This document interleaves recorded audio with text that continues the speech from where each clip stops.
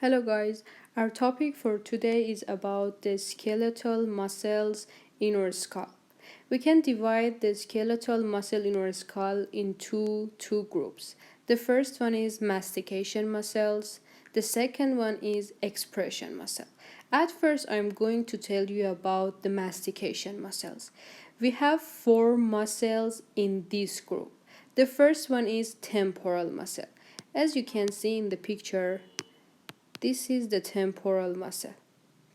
On the temporal bone, we have two lines, superior temporal line and inferior temporal line.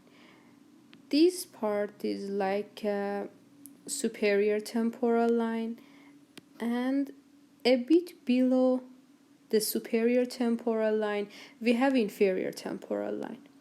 These lines are important because from the inferior temporal line, the muscle starts, and from the superior temporal line, the fascia starts. Let me explain by details. In our neuronal part of our skull, we don't have any muscle. I mean in frontal bone, in parietal bone, and in occipital bone. The muscle will start from the temporal bone. So in frontal, parietal, occipital lobes, we don't have any muscle. The muscle will start from the inferior line of the temporal bone. Okay? It's very important. And in topoanatomy, you will learn about the fascia. We don't have any fascia in frontal, parietal, occipital lobes. The fascia again will start from the temporal line, but superior temporal line.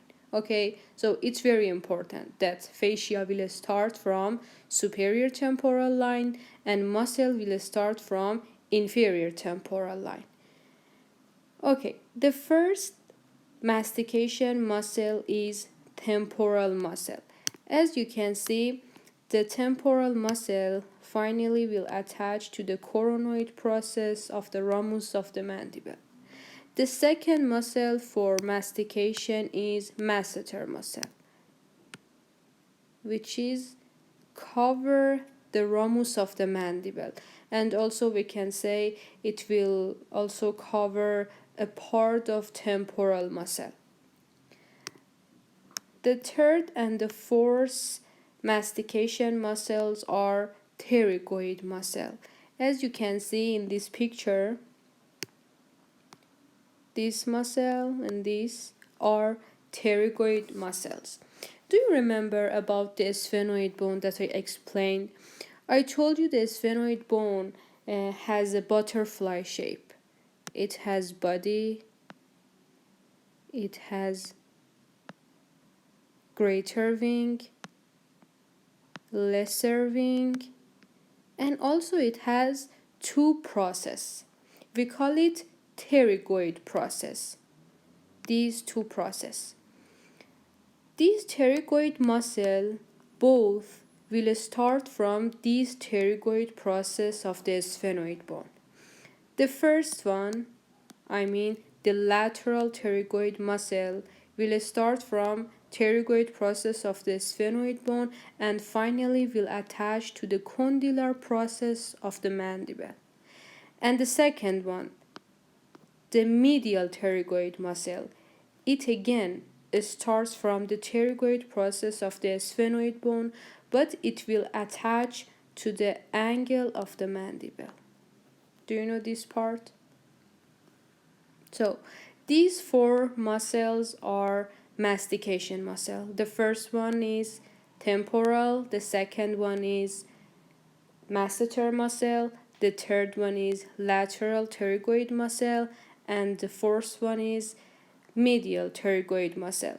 For reaching to these two muscles, lateral and medial pterygoid muscle, we have to remove the ramus of the mandible and also masseter muscle to reach to this part. And as you remember, I told you that in this part we have a fossa that is very important for us. It was infratemporal fossa. Also, if we want to reach to infratemporal fossa, we have to remove the both pterygoid muscles, medial and lateral pterygoid muscles.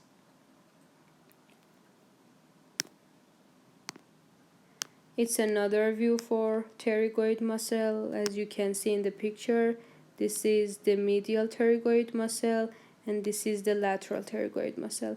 This is the angle of the mandible and this is the condylar process of the mandible.